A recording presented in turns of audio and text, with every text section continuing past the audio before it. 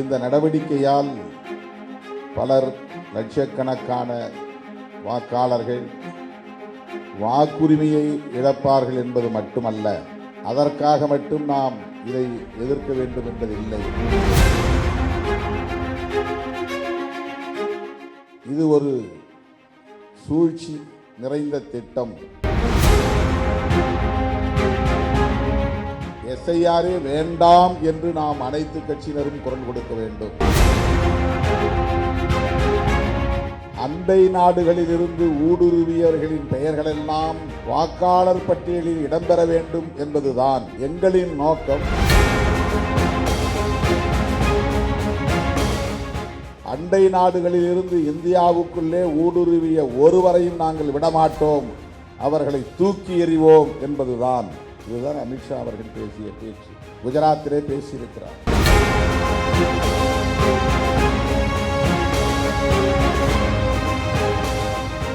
இந்த நிகழ்வை சில நாட்களுக்கு முன்னதாகவே நடத்திட வேண்டும் என்று தோழர் மகிழன் உள்ளிட்ட அருமை நண்பர்கள் வருகை தந்து என்னிடத்திலே சொன்னார்கள். ஆனால் உரிய இடமும் உரிய நேரமும் ஏதுவாக அமையவில்லை. ஆகவே இன்று நமது கட்சியின் தலைமையகத்திலேயே இது ஒருங்கிணைக்கப்பெற்று நடைபெற்றுக் கொண்டிருக்கிறது.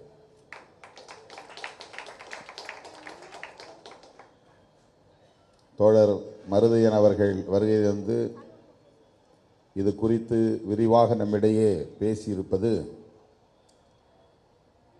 மிகுந்த மகிழ்ச்சியை தருகிறது. விடுதலை சிறுத்தைகள் பேசும் அரசியலுக்கு மேலும் வலிமை கூட்டுவதாக அமைந்திருக்கிறது என்பதை எண்ணி நான் பெருமைப்படுகிறேன். இது தொடர்பாக முதலில் அனைத்து கட்சி கூட்டத்தை கூட்ட வேண்டும் என்று விடுதலை சிறுத்தைகள் கட்சியின் சார்பில் தமிழ்நாடு முதலமைச்சருக்கு வேண்டுகோள் விடுத்தோம்.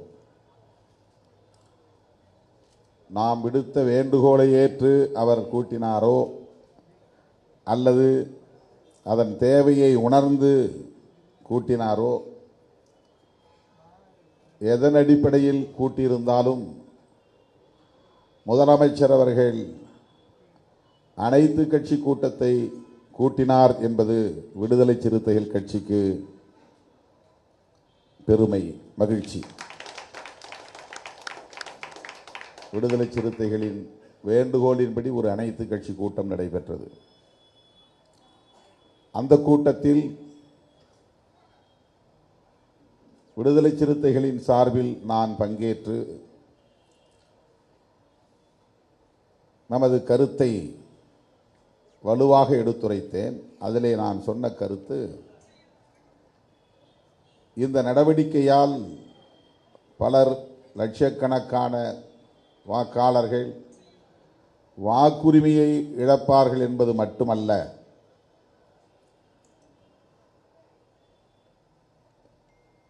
அதற்காக மட்டும் நாம் இதை எதிர்க்க வேண்டும் என்பதில்லை. இது ஒரு சூழ்ச்சி நிறைந்த திட்டம், உள்நோக்கத்துடன் கூடிய திட்டம். அவர்களின் செயல் திட்டங்களை நடைமுறைப்படுத்துவதற்கான ஒரு உத்தி தேசிய குடிமக்கள் பேரேடு என்கிற ஒன்றை NRC, national register of citizens, அதை உருவாக்குவதற்கான ஒரு திட்டம். எனவே இதற்கு பின்னணியில் குடியுரிமை தொடர்பான ஒரு செயல் திட்டம் அடங்கியிருக்கிறது. இதை நாம் புரிந்து கொண்டு எஸ்ஐஆரே வேண்டாம் என்று நாம் அனைத்து கட்சியினரும் குரல் கொடுக்க வேண்டும். அதை நடைமுறைப்படுத்துவதற்கு நாம் இடம் கொடுக்கக்கூடாது. இதை தடுப்பதன் மூலம் பிற மாநிலங்களிலும் ஒரு விழிப்புணர்வு ஏற்படும் என்று, குடியுரிமையோடு தொடர்புடைய திட்டம் என்று விடுதலை சிறுத்தைகள் கட்சியின் சார்பில் அந்த அனைத்து கட்சி கூட்டத்தில் வலியுறுத்தி பேசினேன். இன்றைக்கு நாடு முழுவதும் இதே கருத்து எதிர்க்கட்சிகளால், ஜனநாயக சக்திகளால், இடதுசாரி அரசியல் சக்திகளால் முன்வைக்கப்படுகிறது. நாம் மட்டும் சொல்லவில்லை, அமித்ஷாவே சொல்லி இருக்கிறார். அண்மையிலே 21ஆம் தேதி குஜராத்திலே நடைபெற்ற எல்லையோர பாதுகாப்பு படையின் 50ஆம் ஆண்டு விழாவிலே பேசுகிற போது அவரே ஒரு ஒப்புதல் வாக்குமூலம் தந்திருக்கிறார்.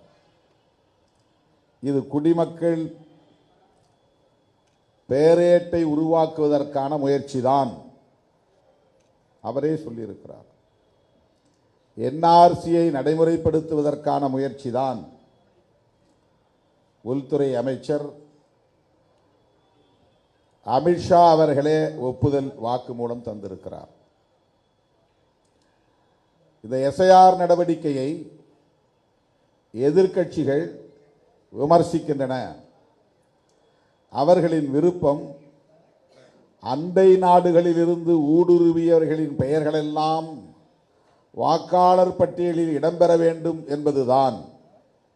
எங்களின் நோக்கம் அண்டை நாடுகளிலிருந்து இந்தியாவுக்குள்ளே ஊடுருவிய ஒருவரையும் நாங்கள் விடமாட்டோம், அவர்களை தூக்கி எறிவோம் என்பதுதான்.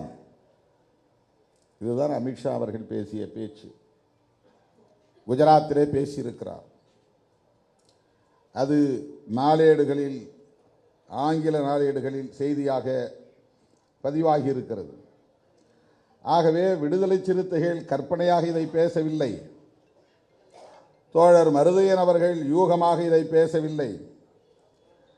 உண்மையை நாம் பேசுகிறோம்.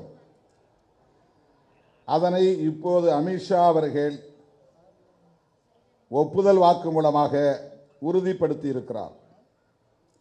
தோழர்களே, இதுதான் மிக முக்கியமாக நாம் புரிந்து கொள்ள வேண்டிய செய்தி.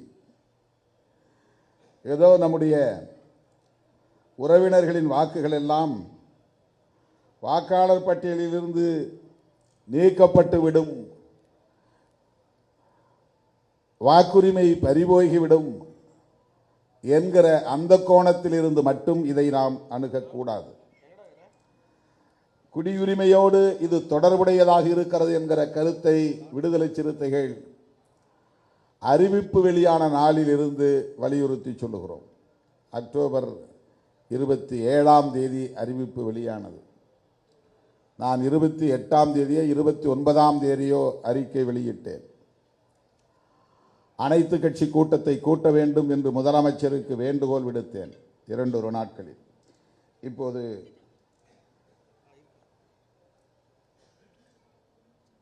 டெக்கான் கிரானிக்கல் என்கிற பத்திரிகையில் வெளியான செய்தி, they don't have right to pollute our democratic system. நம்முடைய ஜனநாயக கட்டமைப்பில் அவர்கள் ஒரு மாசு உருவாகுவதற்கு அல்லது அழுக்கு சேருவதற்கு முயற்சிக்கிறார்கள். அந்த உரிமை அவர்களுக்கு இல்லை. they don't have right to pollute. pollute என்றால் மாசு, களங்கம் ஏற்படுத்துவதற்கு அவர்களுக்கு உரிமை இல்லை. அவர்களுக்கு என்றால் எதிர்க்கட்சியினருக்கு, காங்கிரஸ், இடதுசாரிகள், திமுக, விசிக போன்ற கட்சியினருக்கு, எதிர்ப்பவர்களுக்கு உரிமை இல்லை. நம்முடைய ஜனநாயக நடைமுறை என்கிற இந்த கட்டமைப்பிலே ஒரு கலங்கத்தை ஏற்படுத்துவதற்கு அவர்களுக்கு உரிமை இல்லை. இது ஒரு டைட்டில். பெரிய எழுத்துக்களில் short targets parties over SIR. இந்த சிறப்பு தீவிர சீராய்வு குறித்து சில கட்சிகளை குறிவைத்து அமித்ஷா பேசினார். will throw out all infiltrators ஊடுருவல்காரர்களை ஊடுருவி இருப்பவர்களை நாங்கள் தூக்கி எறிவோம். We will throw out all infiltrators.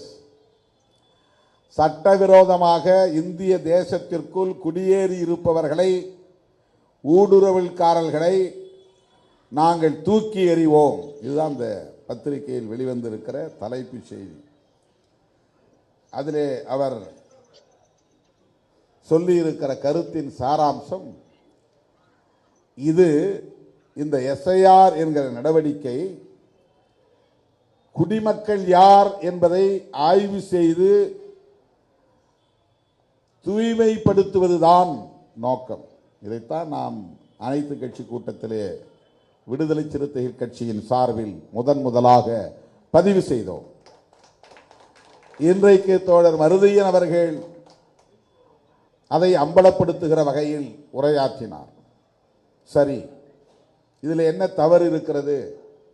அண்டை நாடுகளில் இருந்து இந்திய தேசத்திற்குள் ஊடுருவி இருக்கிற சட்டவிரோத குடியேறிகளை வெளியேற்றுவது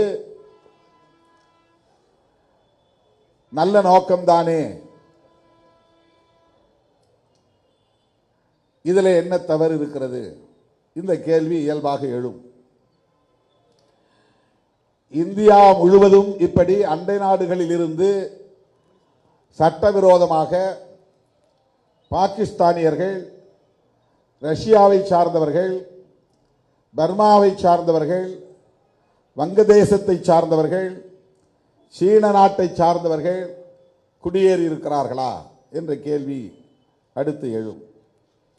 எந்தெந்த மாநிலங்களில் அப்படி குடியேறி இருக்கிறார்கள்? எத்தனை லட்சம் பேர் குடியேறி இருக்கிறார்கள்? அப்படி குடியேறிய மாநிலங்களில் மட்டும் இதை ஏன் நடைமுறைப்படுத்தக்கூடாது? அதற்கு தேர்தல் ஆணையம்தான் தேவையா? தேர்தல் ஆணையத்திற்கு அந்த அதிகாரம் உண்டா? எந்த சட்டத்தில் தேர்தல் ஆணையத்திற்கு இந்த இன்ஃபில்ட்ரேட்டர்ஸ் என்கிற ஊடுருவல்காரர்களை வெளியேற்றுவதற்கான அதிகாரம் வழங்கப்பட்டிருக்கிறது? இதற்கென்று தேர்தல் ஆணையத்திற்குரிய சட்டம் இடமளிக்கிறதா? வாக்காளர்களை பற்றிய, வாக்குரிமை பற்றிய சட்டம், மக்கள் பிரதிநிதித்துவ சட்டம், அதுதான் தேர்தல் ஆணையத்திற்கான நடைமுறைப்படுத்துவதற்கான சட்டம். தேர்தல் ஆணையம் நடைமுறைப்படுத்துவதற்கான சட்டம். அந்த சட்டத்தில் குடிமக்களை யார் குடிமக்கள், யார் குடிமக்கள் இல்லை என்று தீர்மானித்து அவர்களை வெளியேற்றுவதற்கான அதிகாரம் அந்த சட்டத்தின் கீழ் வழங்கப்பட்டிருக்கிறதா? இதுவெல்லாம் கேள்வி. இதற்கு அமித்ஷா போன்றவர்கள் பதில் சொல்வார்களா? தேர்தல் ஆணையத்தை வைத்து இதை நடைமுறைப்படுத்த வேண்டும் என்று எந்த சட்டம் அனுமதிக்கிறது? ஏன் நீங்கள் தேர்தல் ஆணையத்தை பயன்படுத்துகிறீர்கள்? அசாம் போன்ற வடகிழக்கு மாநிலங்களில் அப்படி ஊடுருவல்காரர்கள் இருக்கிறார்கள் என்கிற போது அசாமிலே நேரடியாக சிஏஏ என்கிற குடியுரிமை திருத்த சட்டத்தை நடைமுறைப்படுத்துகிற துணிச்சலை பெற்ற நீங்கள் அதே சட்டத்தை இந்தியா முழுவதும் நடைமுறைப்படுத்துங்கள். அந்த சட்டத்தை நடைமுறைப்படுத்துவதன் மூலம்தானே என்ஆர்சியை உருவாக்க முடியும். அந்த சட்டத்தை நடைமுறைப்படுத்துவது உள்துறை அமைச்சகம் தானே. அந்த உள்துறை அமைச்சகத்திற்கான அதிகாரம் சிஏஏ என்கிற சட்டத்தின்படி தானே இருக்கிறது. ஆகவே உள்துறை அமைச்சகம் செய்ய வேண்டிய வேலையை, சிஏஏ என்கிற சட்டத்தின்படி செய்ய வேண்டிய வேலையை ஏன் தேர்தல் ஆணையத்தை கொண்டு செய்கிறீர்கள்? இன்றைக்கு நீங்கள் நடத்தி முடித்த பீகாரிலே எவ்வளவு அந்நிய தேசத்து குடியேறிகள் இருக்கிறார்கள்? நீங்கள் இந்த சட்டத்தை, இந்த எஸ்ஐஆர் என்கிற திட்டத்தை நடைமுறைப்படுத்தியதன் மூலம் தோழர் மருதையன் அவர்கள் சுட்டிக்காட்டியதைப் போல 43 லட்சம் பேரை வாக்காளர் பட்டியலில் இருந்து நீக்கி இருக்கிறீர்கள் அல்லவா? அந்த 43 லட்சம் பேரில் எத்தனை பேர் பாகிஸ்தானியர்கள், எத்தனை பேர் பங்களாதேஷிகள், எத்தனை பேர் சீனர்கள், எத்தனை பேர் பர்மியா நாட்டை, மியான்மர் நாட்டை சார்ந்தவர்கள்? உங்களால் ஆதாரம் காட்ட முடியுமா? ஆக அந்நிய தேசத்தை சார்ந்த சட்டவிரோத குடியேறிகளை அப்புறப்படுத்துவதற்குத்தான் எஸ்ஐஆர் என்றால், பீகாரிலே அதை சாதித்து காட்டினீர்களா? நீங்கள் வெளியேற்றியிருக்கிற பட்டியலில் இருந்து நீக்கம் செய்திருக்கிற 43 லட்சம் பேரில் எத்தனை பேர் அந்நிய தேசத்தை சார்ந்தவர்கள், சட்டவிரோத குடியேறிகள்? உங்களால் புள்ளி விவரம் காட்ட முடியுமா? அந்த 43 லட்சம் பேரில் 37% பேர் இந்த மண்ணின் மைந்தர்களான முஸ்லிம்கள் என்பதை மறந்துவிடக் கூடாது. 1 லட்சம் பேருக்கு 37,000 பேர், 43 லட்சம் வாக்காளர்களில் அந்த 37,043 பெருக்கிக் கொள்ளுங்கள். அத்தனை லட்சம் இஸ்லாமியர்களின் வாக்குகள் பறிக்கப்பட்டிருக்கின்றன. எஞ்சியவர்கள் யார்? மிட்டா மிராசுகளா? உயர் சாதி சமூகங்களை சார்ந்தவர்களா? யார் அவர்கள்? மிச்சம் 63% பேர் அவர்கள் இந்த மண்ணின் குடிமக்கள் தான், இந்திய குடிமக்கள் தான். ஏழை எளிய மக்கள், தலித்துகள், ஆதிவாசிகள், மாநிலம் விட்டு மாநிலம் குடிபெயர்ந்த மைக்ரேட்ஸ், இவர்களெல்லாம் யார்? யாரை ஏய்க்கிறீர்கள்? எஸ்ஐஆர் மூலம் நீங்கள் அந்நிய தேசத்தை சார்ந்த சட்டவிரோத குடியேறிகளைத்தான் வெளியேற்றுகிறீர்கள் என்று சொல்லுவது உண்மையா? இல்லை. பீகாரிலே உங்களால் அப்படி ஒரு நபரை கூட காட்ட முடியவில்லை. வேறு எதற்காக இந்த திட்டம்? நாட்டு மக்களுக்கு வெளிப்படையாக சொல்லுங்கள். வாக்காளர் பட்டியலை சீர் செய்வதுதான் உங்களுக்கு நோக்கம் என்றால், ஏற்கனவே நடைமுறையில் இருக்கிற சம்மரி ரிவிஷன் என்கிற அந்த வழக்கமான நடைமுறையே போதும் அல்லவா? 1951 இருந்து இதுவரையில் 8 தடவை இந்த எஸ்ஐஆர் என்கிற செயல் திட்டம் நடைமுறைப்படுத்தப்பட்டதாக நீங்களே உங்களின் அதிகாரபூர்வமான இணையதளத்தில் எலெக்ஷன் கமிஷன் ஆஃப் இந்தியா என்கிற அந்த வெப்சைட்டில் பதிவு செய்திருக்கிறீர்கள். ஏன் இத்தனை ஆண்டுகள் இது விவாத பொருளாக மாறவில்லை? இப்போது மட்டும் ஏன் விவாதிக்கப்படுகிறது? ஏன் இத்தனை முறை எதிர்க்கட்சிகளால் விமர்சிக்கப்படவில்லை? இப்போது மட்டும் ஏன் விமர்சிக்கப்படுகிறது? எதிர்க்கட்சிகளுக்கு இதில் என்ன லாபம்? எதிர்க்கட்சிகளுக்கு இதில் என்ன உள்நோக்கம் இருக்க முடியும்? அமித்ஷா அவர்கள் சொல்லுவதைப் போல எதிர்க்கட்சிகள் அந்நிய தேசங்களில் இருந்து சட்டவிரோதமாக குடியேறியவர்களை இங்கே வாக்காளர் பட்டியலில் இடம்பெறச் செய்ய வேண்டும் என்பதிலே என்ன லாபம் இடதுசாரிகளுக்கு அல்லது காங்கிரஸ் கட்சிக்கு? அதன் மூலம் இதுவரை என்ன லாபத்தை ஈட்டி இருக்கிறார்கள்? அவர்கள் வாக்களித்து இவர்கள் எந்த மாநிலத்தில் ஆட்சியை கைப்பற்றி இருக்கிறார்கள்? அவர்களால் தான் காங்கிரஸ் இந்த மாநிலத்தில் ஆட்சியை கைப்பற்றியது என்று ஆதாரம் காட்ட முடியுமா? எஸ்ஐஆர் என்பது அந்நிய நாடுகளில் இருந்து, அண்டை நாடுகளில் இருந்து இந்திய தேசத்திற்குள் சட்டவிரோதமாக குடியேறியவர்களை அப்புறப்படுத்துவதற்கான முயற்சி இல்லை. அதைத்தான் நாங்கள் சொல்ல விரும்புகிறோம். பீகாரிலே நீக்கப்பட்ட 43 லட்சம் பேரும் இந்த நாட்டின் குடிமக்கள், இந்த மண்ணின் மைந்தர்கள், ஏழை எளிய மக்கள், உழைக்கிற மக்கள். அதிலே பெரும்பான்மை தலித்துகளும் பழங்குடிகளும் சிறுபான்மை சமூகத்தை சார்ந்தவர்களுமாகத்தான் இருக்கிறார்கள். ஏன் அவர்களின் வாக்குரிமையை நீங்கள் பறிக்க வேண்டும்? புரட்சியாளர் அம்பேத்கர் போன்ற மாமனிதர்கள் தோன்றுவதற்கு முன்பு, இங்கே அவர்கள் போராடுவதற்கு முன்பு, தோன்றுவதற்கு முன்பல்ல, போராடுவதற்கு முன்பு, வட்டமேசை மாநாட்டில் வயது வந்தோர் அனைவருக்கும் வாக்குரிமை வேண்டும் என்று வாதாடுவதற்கு முன்பு, பட்டா உள்ளவர்களுக்கும் பட்டம் படித்தவர்களுக்கு மட்டுமே இங்கு வாக்குரிமை இருந்தது. ஆண்ட சாதி என்று சொல்லுகிறவர்களுக்கும் இங்கே வாக்குரிமை இல்லை, ஏழை எளிய மக்களுக்கு இல்லை, நிலம்புலம் இல்லாதவர்களுக்கு கிடையாது, படிக்காத யாருக்கும் வாக்கு இல்லை, நிலபுலம் இல்லாத ஏழை எளிய மக்களுக்கு வாக்கு இல்லை. இதுதானே இருந்தது தொடக்கத்தில். நாடு விடுதலை பெறுவதற்கு முன்பு இங்கே தேர்தல் நடந்ததா இல்லையா? பிரிட்டிஷ் ஆட்சி காலத்திலே தேர்தல் நடந்ததா இல்லையா? 1950க்கு முன்பு இங்கே தேர்தல் நடந்ததா இல்லையா? அப்போது நடந்த தேர்தல்களில் எல்லாம் யார் வாக்களித்தார்கள்? உனக்கும் எனக்கும் வாக்குரிமை இருந்ததா? இல்லை. 1930, 31, 32 அந்த காலகட்டங்களில் லண்டனில் நடைபெற்ற வட்டமேசை மாநாடுகளில் பங்கேற்று உரையாற்றிய புரட்சியாளர் அம்பேத்கர் அவர்களும் மாவீரன் ரெட்டமலை சீனிவாசன் அவர்களும் வாதாடிய போது வயது வந்த அத்தனை பேருக்கும் வாக்குரிமை வேண்டும் என்று கோரிக்கை வைத்தார்கள். படித்தவர்களோ படிக்காதவர்களோ ஏழைகளோ பணக்காரர்களோ நிலமுள்ளவர்களோ நிலமில்லாதவர்களோ அத்தனை பேருக்கும் வாக்குரிமை அப்படித்தான் வந்தது. அந்த வாக்குரிமையை மறுபடியும் திட்டமிட்டு பறிக்கிற வேளையில் இன்றைக்கு இவர்கள் ஈடுபடுகிறார்கள். அந்த ஏழை எளியவர்களின் கைகளில் இருந்த வாக்குரிமை என்கிற ஆயுதத்தை பறிக்கிறார்கள். சமத்துவம் என்பதை இன்றைக்கு அரசியல் களத்திலே நம்மால் உறுதி செய்ய முடிந்தது. Political democracy. ஆனால் சமூக தளத்திலும் பொருளாதார தளத்திலும் சமூக ஜனநாயகம் பொருளாதார ஜனநாயகம் என்பதை நம்மால் உறுதிப்படுத்த முடியவில்லை.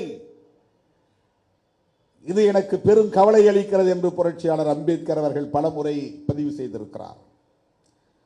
அது என்ன அரசியல் ஜனநாயகம்? ஒருவருக்கு ஒரு வாக்கு, அந்த ஒவ்வொரு வாக்குக்கும் ஒரே மதிப்பு. இதுதான் பொலிட்டிக்கல் டெமோக்ரசி, இதுதான் அரசியல் ஜனநாயகம். இந்திய குடிமக்களாய் உள்ள ஒவ்வொருவருக்கும் ஒரு வாக்குரிமை உண்டு. அந்த ஒவ்வொரு வாக்கும் ஒரே மதிப்பை கொண்டிருக்கும். மோடியின் நண்பர் அதானிக்கும் ஒரு வாக்குதான். மோடியை எதிர்த்து அன்றாடம் போராடி கொண்டிருக்கிற திருமாவளவனுக்கும் ஒரு வாக்குதான். அதானியின் வாக்கின் மதிப்பும் திருமாவளவனின் வாக்கு மதிப்பும் ஒன்றுதான், சமம்தான். இந்த சமத்துவத்தை அரசமைப்பு சட்டத்தின் மூலம் நிலைநாட்டியவர் புரட்சியாளர் அம்பேத்கர் அவர்கள். ஈக்குவாலிட்டி என்கிற சமத்துவத்தை இதன் மூலம் அரசமைப்பு சட்டத்தின் வழி நிலைநாட்டியவர். அந்த சமத்துவத்தை பறிக்கிற செயலில் ஈடுபடுகிற ஒரு செயல் திட்டம்தான் எஸ்ஐஆர். இல்லை என்று உங்களால் மறுக்க முடியுமா? இதற்கு பீகாரே சாட்சியமாக நிற்கிறது. நீங்கள் பட்டியலில் இருந்து நீக்கம் செய்திருக்கிற 43 லட்சம் பேரும் இந்த நாட்டின் குடிமக்களா இல்லையா? அவர்கள் ஏன் வாக்காளர் பட்டியலில் இடம்பெறவில்லை? இதுதான் உங்கள் சூது, உங்கள் சூழ்ச்சி.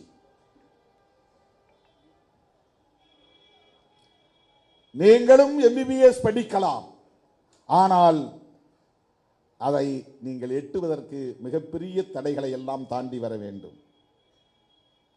அதன் மூலம் உங்களை வடிகட்டுவோம். நீங்களும் நீதிபதி ஆகலாம், ஆனால் அதை எட்டுவதற்கு உங்களால் ஒருபோதும் முடியாது. உச்ச நீதிமன்றம் என்றால் அது உயர் சாதி மன்றம் என்கிற நிலையை நாங்கள் எங்களின் சூது சூழ்ச்சியால் வடிவமைத்து வைத்திருக்கிறோம். உங்களுக்கு எல்லாம் திறந்திருக்கிறது, ஆனால் உங்களால் வர முடியாது. கோவில் வாசல் திறந்திருக்கும், ஆனால் கருவறைக்குள் நுழைய முடியாது. கோவில் கதவை நாங்கள் மூடவில்லை, திறந்துதான் இருக்கிறது. நீங்களும் வரலாம், ஆனால் கருவறைக்குள் உங்களால் நுழைய முடியாது. இப்படித்தான்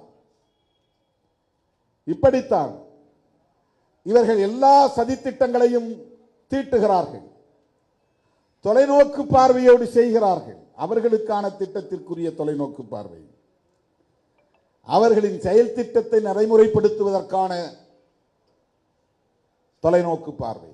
இன்னும் 25 ஆண்டுகளுக்கு பிறகு இந்தியா எப்படி இருக்க வேண்டும் என்பதை கடந்த 25 ஆண்டுகளுக்கு முன்பே அல்லது 50 ஆண்டுகளுக்கு முன்பே அவர்கள் தீர்மானித்து விட்டார்கள். இன்றைக்கு அதை நடைமுறைப்படுத்துவதற்கான ஒரு நிலையை அவர்கள் எட்டியிருக்கிறார்கள். இந்த வாய்ப்பை பயன்படுத்தி அவர்கள் விரும்புகிற இந்தியாவை கட்டமைக்க போகிறார்கள். இவை எல்லாவற்றோடும் சேர்ந்ததுதான் இந்த எஸ்ஐஆர். இது வெறும் தேர்தல் ஜனநாயகத்தில் நடைமுறைப்படுத்துகிற வழக்கமான ஒரு பியூரோக்ராட் அப்ரோச் அல்ல, ஒரு அதிகார வர்க்கத்தின் அணுகுமுறை அல்ல. இது ஒரு அரசியல் சதி திட்டம். அவர்களை எதிர்க்கிறவர்கள், எப்போதும் அவர்களை ஏற்காதவர்கள், பன்மைத்துவத்தை விரும்புகிறவர்கள், மதச்சார்பின்மையை உயிர் மூச்சு கோட்பாடாக கொண்டிருப்பவர்கள், வலதுசாரி அரசியலை முழுமையாக மூர்க்கமாக எதிர்ப்பவர்கள், இடதுசாரிகள், இவர்களை எல்லாம் வீழ்த்த வேண்டுமானால் அவர்களின் ஆதரவு சக்திகளாக இருப்பவர்களை மெல்ல மெல்ல பலவீனப்படுத்துவது, அந்நியப்படுத்துவது, அப்புறப்படுத்துவது, செயலிழக்க செய்வது.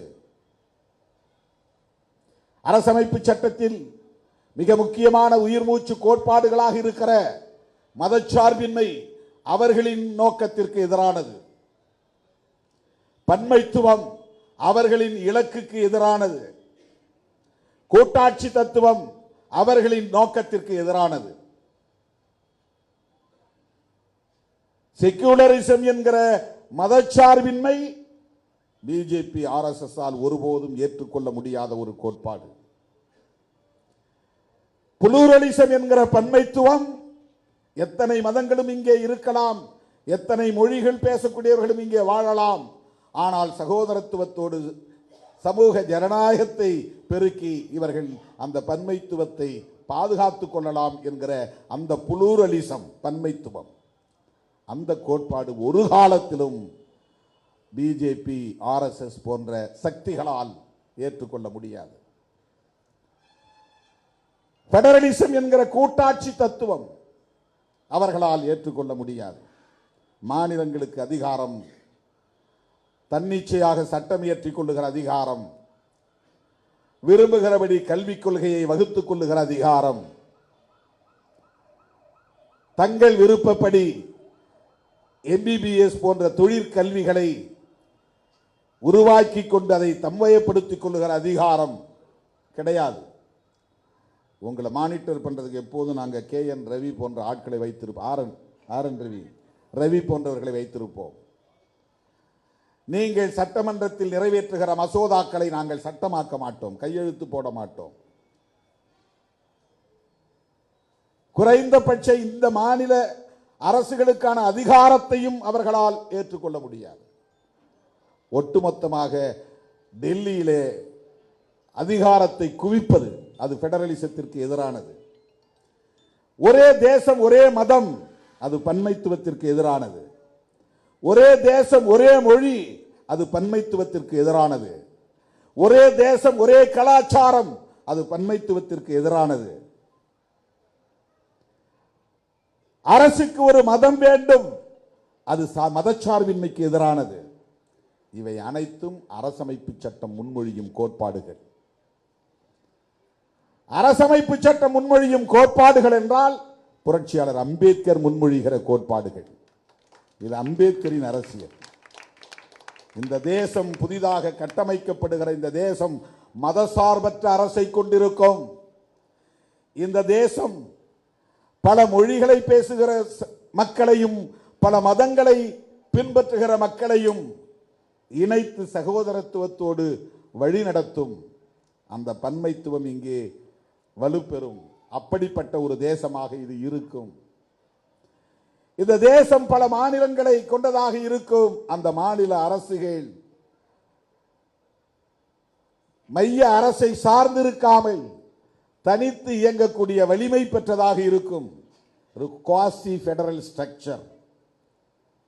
முழுமையான பெடரலிசம் இல்லை, ஆனாலும் மாநிலங்கள் முழுமையாக ஒன்றிய அரசை சார்ந்து கிடக்காது. தனித்து இயங்குகிற அதிகாரமும் உண்டு. தங்களுக்கான சட்டங்களை இயற்றிக் கொள்ளுகிற அதிகாரங்களும் மாநில அரசுகளுக்கு உண்டு. தங்களுக்கான பொருளாதார உற்பத்தியை மேம்படுத்திக் கொள்ளுகிற, தொழில் வளத்தை மேம்படுத்திக் கொள்ளுகிற, கலாச்சாரத்தை பாதுகாத்துக் கொள்ளுகிற அதிகாரம் உண்டு. அதுதான் குவாசி பெடரல். இதை அனுமதிப்பது அரசமைப்பு சட்டம். இதை முன்மொழிந்தது புரட்சியாளர் அம்பேத்கர்.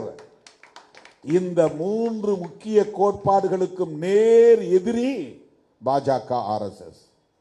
ஏன் திருமாவளவன் பிஜேபியை எதிர்க்கிறான் அல்லது விமர்சிக்கிறான் என்பதை விட ஏன் திமுக இடதுசாரிகளோடு கைகோர்த்து நிற்கிறான் என்பதற்கு இதுதான் அடிப்படை. சில சில்லறைகள் ஏதோ நாம் 2 சீட்டுக்கு 3 சீட்டுக்குமாக அங்கே நிற்கிறோம் என்று விமர்சித்துக் கொண்டிருக்கிறார்கள். அவர்கள் அரசியல் அறியாமையில் உழலுகிற அற்பர்கள். அவர்களுக்கு நம்மை புரிந்து கொள்வதற்கு இன்னும் பல 10 ஆண்டுகள் ஆகும். நம் அரசியலை புரிந்து கொள்வதற்கு இன்னும் பல 10 ஆண்டுகள் ஆகும். நம்முடைய அரசியல் என்றால் திருமாவளவன் அரசியல் அல்ல, அம்பேத்கர் அரசியல், பெரியார் அரசியல், மார்க்சிய அரசியல். அந்த அரசியலை புரிந்து கொள்வதற்கு அவர்களுக்கு போதிய மூளை வலிமை இல்லை. அதுதான் காரணம். எனவேதான் நம்மை குறைத்து மதிப்பிடுகிறார்கள்.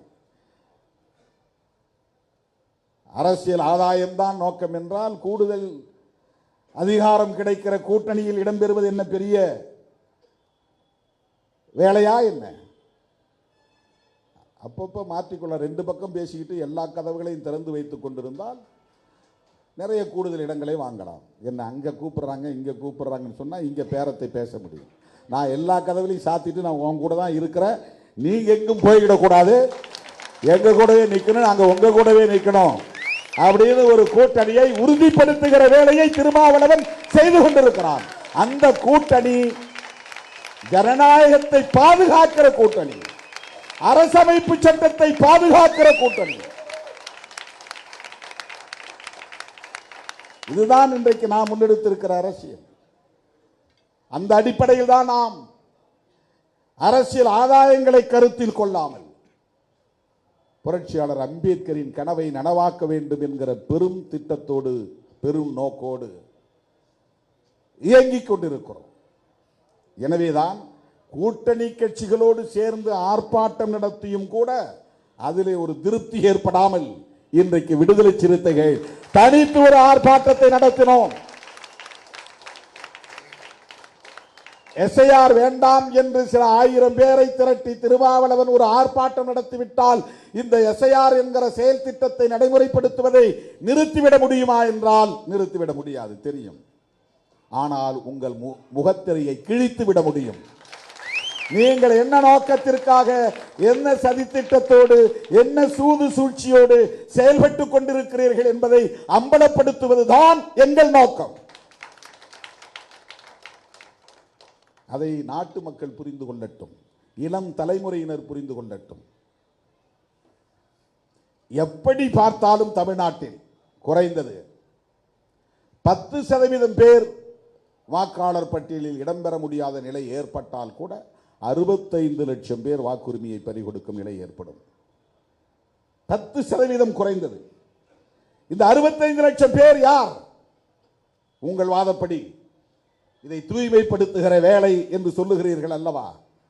தமிழ்நாட்டிலே வாக்குரிமையை பறிகொடுக்கவிருக்கிற 10% பேர், குறைந்தது 65 லட்சம் பேர் யாராக இருப்பார்கள்?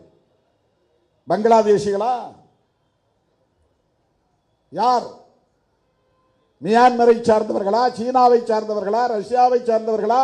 ஆப்கானிஸ்தானை சார்ந்தவர்களா? இலங்கையை சார்ந்தவர்களா? பாகிஸ்தானை சார்ந்தவர்களா? சொல்லுங்கள். தமிழ்நாட்டிலே இலங்கையிலிருந்து, ஈழத்திலிருந்து வந்தவர்கள் 1 லட்சம் பேரோ 1.5 லட்சம் பேரோ இருக்கிறார்கள்.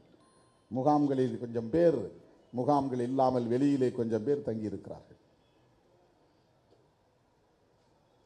அது ஒப்பீட்டளவிலே பெரிய எண்ணிக்கை இல்லை. கிட்டத்தட்ட 6.5 கோடி வாக்காளர்களில் அவர்கள் எத்தனை பேர் வாக்காளர்களாக பதிவு செய்திருக்கிறார்கள் என்று நமக்கு தெரியாது. அவர்கள் அத்தனை பேருக்கும் நீங்கள் வாக்குரிமை இல்லை என்று பறித்தாலும் அது மிகவும் நெக்லிஜிபிள், அது ஒரு பெரிய பொருட்டே இல்லை. ஆனால் கிட்டத்தட்ட 65 லட்சம் பேர் தமிழ்நாட்டிலும் வாக்குரிமையை பறிகொடுக்கும் நிலை ஏற்படலாம் என்பது அரசியல் ஆய்வாளர்களின் கருத்து. இதனால் யார் பாதிக்கப்பட போகிறார்கள்? யாருடைய வாக்குரிமைகள் பறிபோக உள்ளன? ஏன் இந்த நடைமுறை? எதற்காக எமது வாக்குரிமையை பறிக்கிற முயற்சியில் நீங்கள் ஈடுபடுகிறீர்கள்? அவர்களுக்கு ஒட்டுமொத்தத்தில் சிஏஏ சட்டத்தை நடைமுறைப்படுத்த வேண்டும். அதன் மூலம் என்ஆர்சி என்கிற அந்த குடிமக்கள் பேரேட்டை உருவாக்க வேண்டும். இது அவர்களின் அடுத்த செயல் திட்டத்திற்கான ஒரு அடித்தளம். அடுத்த செயல் திட்டத்திற்கான அடித்தளம் என்றால் அந்த அடுத்த செயல் திட்டம் என்ன? அவர்களின் அரசியலை உற்று நோக்கினால் உங்களுக்கு தெரியும். அவர்களின் பேட்டிகளை நீங்கள் கவனித்தால் தெரியும். அவர்களின் சுவர் எழுத்து விளம்பரங்களை பார்த்தால் உங்களுக்கு தெரியும். கழகங்கள் இல்லாத தமிழகம், இதை சுவர் எழுத்துக்களை எழுதி போட்டிருந்தார்கள். கழகங்கள் என்றால் திமுக, அதிமுக, அதன் அடிப்படையிலே வந்த கழகங்கள் தமிழ்நாட்டிலே இல்லை என்ற நிலையை நாங்கள் உருவாக்குவோம். இது அவர்களின் முழக்கம். காங்கிரஸ் இல்லாத பாரதம், கம்யூனிசம் இல்லாத பாரதம். யோசிச்சு பாருங்க, இவர்கள் எவ்வளவு பெரிய பன்மைத்துவத்திற்கு எதிரிகள் என்பதை புரிந்து கொள்ளுங்கள். பல கட்சிகள் இருக்க வேண்டும் என்பது பன்மைத்துவத்தில் ஒன்று. அது ஒரு பன்மைத்துவ கூறு. காங்கிரஸ் இருக்கலாம், காங்கிரஸிலிருந்து பல கட்சிகள் உருவாகலாம். கம்யூனிஸ்டில் இருக்கலாம், கம்யூனிஸ்டிலிருந்து பல கட்சிகள் உருவாகலாம். அம்பேத்கர் இயக்கங்களில் பல கட்சிகள் இருக்கலாம். சில கட்சிகள் மொழிவழி தேசியத்தை பேசும், சில கட்சிகள் சாதி ஒழிப்பை பேசும், சில கட்சிகள் பாட்டாளி வர்க்க விடுதலையை பேசும், சில கட்சிகள் தேசிய இன விடுதலையை பேசும் அல்லது உரிமையை பேசும். காங்கிரஸ் போன்ற கட்சிகள் அகில இந்திய அளவிலான தேசியவாதத்தை பேசும். இவையெல்லாம் அனுமதிக்கப்பட வேண்டும் என்பதுதான் பன்மைத்துவத்தின் உயிர் மூச்சு. அரசமைப்பு சட்டம் தருகிற வாய்ப்பு. இவை அனைத்தையும் ஒழிப்போம் என்பது பிஜேபியின் முழக்கம். காங்கிரஸ் இல்லாத பாரதம். அப்படி எப்படி ஒரு கட்சியை நீங்க இல்லாமல் ஒழிக்க முடியும்? ஒழிப்போம் என்று சொல்லுவது வெறும் அரசியல் முழக்கம் அல்ல. அதற்கு பின்னால் இருக்கிற அவர்களின் கொள்கை சார்ந்த சதி திட்டம். அது பன்மைத்துவத்திற்கு எதிரான ஒரு சதி முயற்சி. அது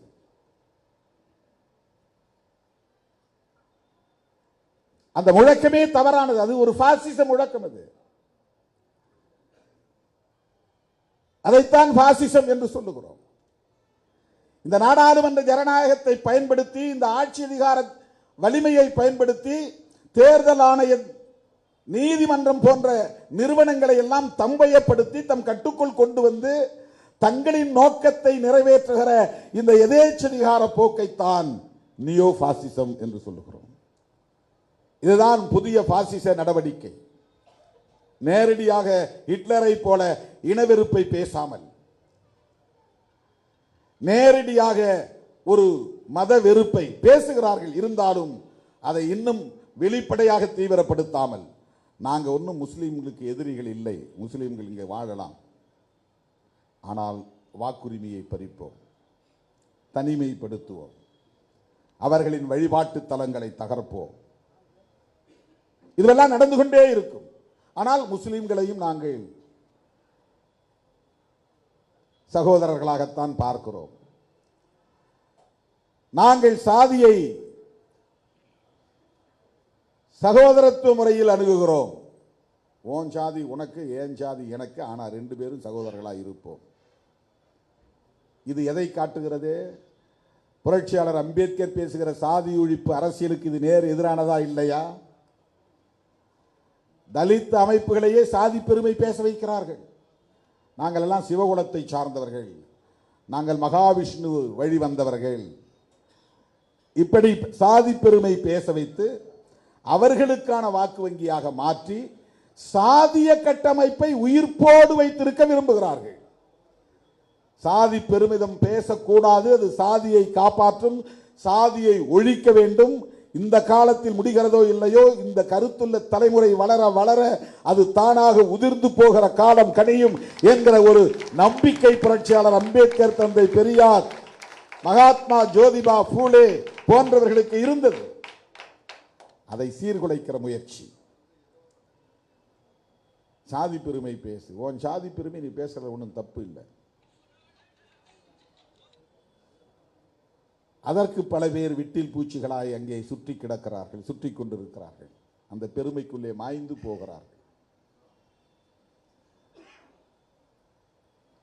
இவையெல்லாம் அவர்களின் சதி. சகோதரத்துவத்தை பேணுவது போல் சகோதரத்துவத்தை சிதைப்பது. சாதி பெருமை பேசும்போது என்ன ஆகுது?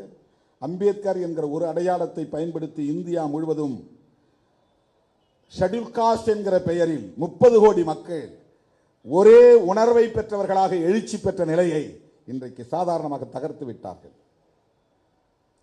இப்ப யாரும் நீ என்ன ஷெட்யூல் காஸ்ட் சொல்லாதாங்கிறான், சில பேர் என்ன தலித்துன்னு சொல்லாதாங்கிறான். நீ யாரான்னா அவன் சொந்த சாதி தான் எனக்கு பெருமை. இந்திய அளவிலே ஒரே அடையாளத்தின் கீழ் ஒரே குடையின் கீழ் ஒரு பேர் இனமாக எழுச்சி பெறுவதற்கு புரட்சியாளர் அம்பேத்கர் ஷெட்யூல் காஸ்ட் ஃபெடரேஷன் என்ற அமைப்பை உருவாக்கினார். ஒடுக்கப்பட்டவர்கள், வஞ்சிக்கப்பட்டவர்கள், கடுமையாக சுரண்டப்பட்டவர்கள், இவர்களை ஒருங்கிணைப்பதற்கு ஒரு பேனர் தேவை என்று ஷெட்யூல் காஸ்ட் ஃபெடரேஷன்.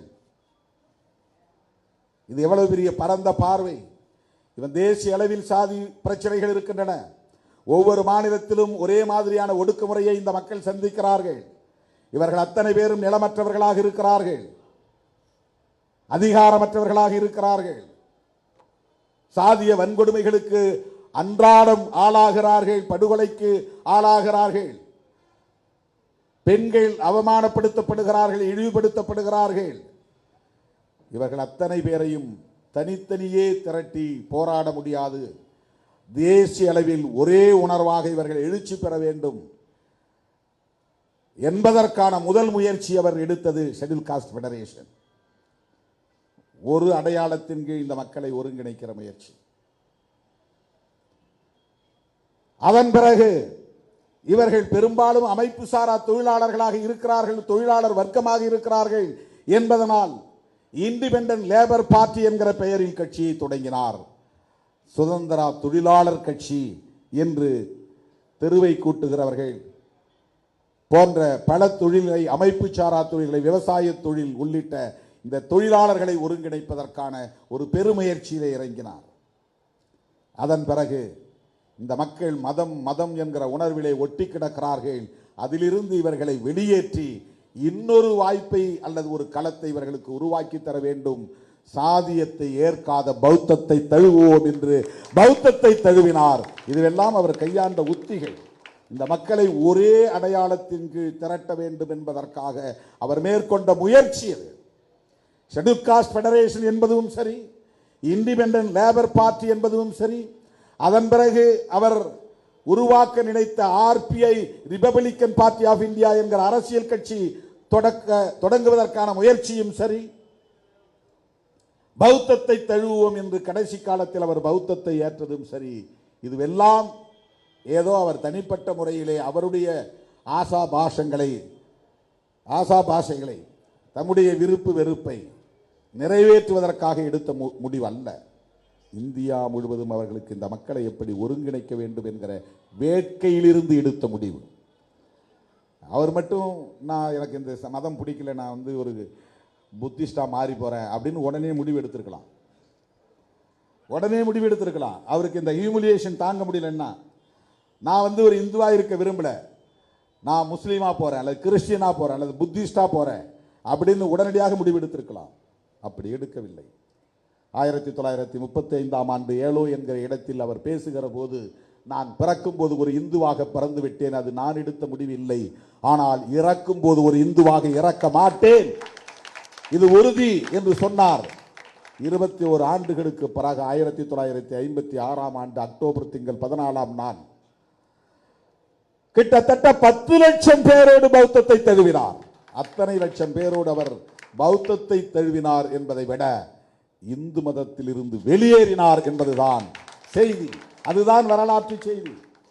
இவையெல்லாம் எதற்காக? அகில இந்திய அளவில் ஒரே அடையாளத்தின் கீழ் இந்த மக்களை அணிதிரட்ட வேண்டும் என்கிற ஒரு பெரும் முயற்சி. இந்த கொடுமைகளிலிருந்து காலம் காலமாக இவர்கள் உழன்று கொண்டிருக்கிறார்கள். இந்த கொடுமைகளில் இருந்து இவர்கள் விடுதலை பெற வேண்டும் என்பதற்கான ஒரு பெரும் முயற்சி. ஆனால் இன்றைக்கு ஆர்எஸ்எஸ் மிகச் சாதாரணமாக அரசியல் ஆதாயங்களுக்காக சில அமைப்புகளை தம்பயப்படுத்தி பதவிகளை தந்து அதிகார ஆசையை ஊட்டி சாதி பெருமையை பேச வைத்து தனித்தனி குழுக்களாக உடைத்து விட்டார்கள். அம்பேத்கர் எங்களுக்கு தலைவர் இல்லை என்று சொல்ல வைத்து விட்டார்கள். இது எவ்வளவு பெரிய கொடுமை! எங்கள் சாதிக்கு தனி தலைவர் இருக்கிறார் என்று இந்த தலைமுறை பேசக்கூடிய நிலை உருவாகி இருக்கிறது. அம்பேத்கருக்கும் எங்களுக்கும் சம்பந்தமில்லை என்று பேசுகிற ஒரு புதிய தலைமுறையை இந்த சங்க பரிவாரங்கள் தான் உருவாக்கி இருக்கிறது. ஒரே மேடையில் நின்ற தலித் இயக்க தலைவர்கள் இன்றைக்கு ஒரு மேடையில் நிற்க முடியாத சூழலை இந்த 10 ஆண்டுகளில் ஏற்படுத்தி விட்டார்கள். இந்தியா முழுவதும் இப்படி ஒவ்வொரு தனித்தனி சாதியாக இன்றைக்கு சிதறடிக்கப்பட்டிருக்கிறார்கள். இவையெல்லாம் ஆர்எஸ்எஸ் சங் பரிவார்களின் திட்டமிட்ட சூது சூழ்ச்சி அரசியல். இதை எப்படி புரிந்து கொள்ள போகிறோம்? இதை எப்படி எதிர்கொள்ள போகிறோம்? இவற்றை எப்படி முறியடிக்க போகிறோம்? அப்படிப்பட்ட செயல் திட்டங்களின் மூலமாகத்தான் ஒவ்வொரு மாநிலத்திற்குள்ளும் அவர்கள் ஊடுருவுகிறார்கள். அரசியல் கட்சிகளை கூட்டணியில் சேர்த்து ஊடுருவுவது, சாதி சங்கங்களை வளைத்து போட்டு அவர்களை மதவாத அரசியலுக்கு ஆட்படுத்தி அவர்கள் மூலமாக ஊடுருவுவது, சாதிய சங்கங்களை சாதி பெருமைகளை பேச வைத்து அந்த உணர்வுகளை வளர்த்து மத வெறியை தூண்டுவது, அந்த மதவெறியின் மூலம் அவர்கள் சாதிக்க நினைப்பது மத மாற்றத்தை தடுப்பது, அவர்கள் சாதிக்க நினைப்பது ஒரே மதம் என்கிற இலக்கை தொடுவது, அவர்கள் சாதிக்க நினைப்பது இந்துக்கள் என்கிற பெரும்பான்மைவாதத்தின் மூலம் இந்த தேசத்தை இந்து ராஷ்டிராவாக கட்டியமைப்பது. இவையெல்லாம் அவர்களின் லாங் டேர்ம் கோல்ஸ், நீண்டகால நெடுங்கால இலக்குகள். அதற்காகத்தான் இதையெல்லாம் செய்கிறார்கள். நீங்க ஒரு சாதி சங்கத்தை உருவாக்கி நாளைக்கு அமித்ஷா அவர்களை வரவழைக்க வேண்டும் என்று விரும்பினால் அதற்கு ஏற்பாடு செய்ய ஆட்கள் இருக்கிறார்கள். நீங்க 100 பேர் தான் இருக்கிறீங்களா கூட 100 பேரை பார்க்கறதுக்கு அவர் ரெடியா இருக்கிறார்.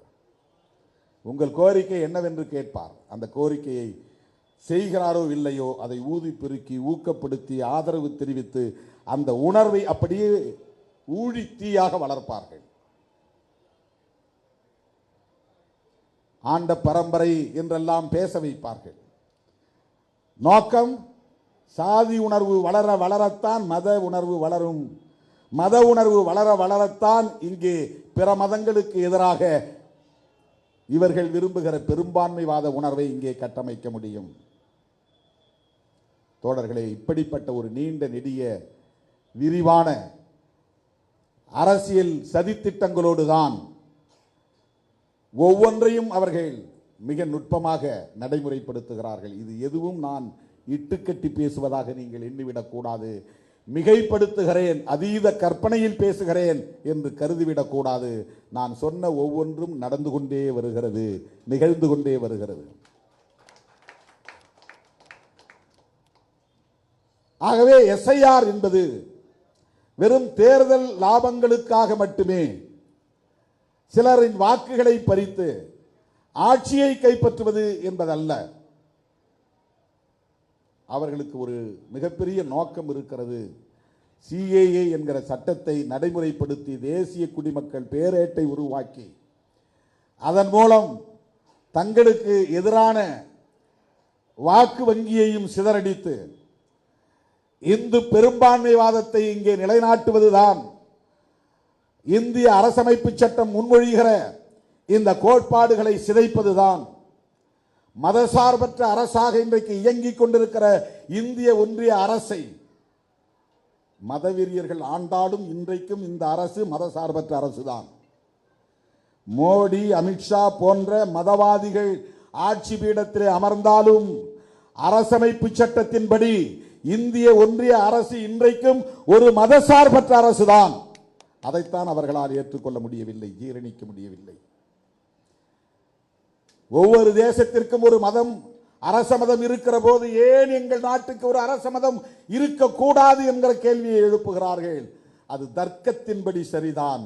ஆனால் ஏன் இருக்கக்கூடாது என்று புரட்சியாளர் அம்பேத்கர் விரும்பினார். அதற்கு ஏன் நேரு துணை போனார்? அதற்கு ஏன் காந்தியடிகளும் ஒத்துழைத்தார்? அதற்கு ஏன் பட்டேலும் ஒத்துழைத்தார்? இந்த கேள்விக்கு பதில் சொல்லுங்கள். உலகத்தில் எந்த மதமும் சகோதரத்துவத்திற்கு எதிராக இல்லை, சமத்துவத்திற்கு எதிராக இல்லை. அப்படி சகோதரத்துவத்திற்கும் சமத்துவத்திற்கும் எதிராக ஒரு கோட்பாடு இங்கே இருக்கிறது. அந்த கோட்பாட்டை பேசுகிற, பிறப்பின் அடிப்படையிலான உயர்வு தாழ்வு என்கிற கோட்பாட்டை பேசுகிற ஒரு மதம் அரச மதமாகிவிடக் கூடாது. ஒரு தர்மம் ஆட்சி கோட்பாடாக மாறிவிடக் கூடாது.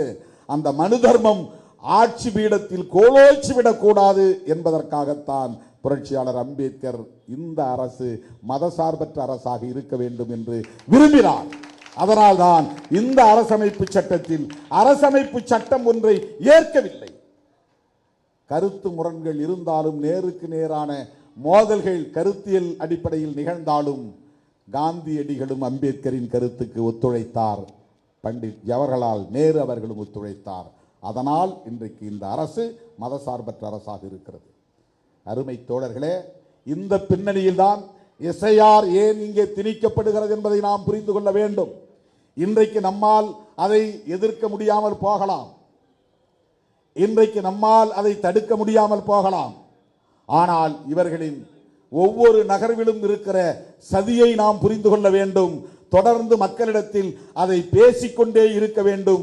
இதை ஒரு பொது விவாதமாக, வெகுமக்கள் விவாதமாக மாற்ற வேண்டும் என்பதற்குத்தான் இந்த கருத்தரங்கமும் ஒருங்கிணைக்கப்பட்டிருக்கிறது என்பதை சொல்லி வாய்ப்புக்கு நன்றி கூறி முடிக்கிறேன். நன்றி, வணக்கம்.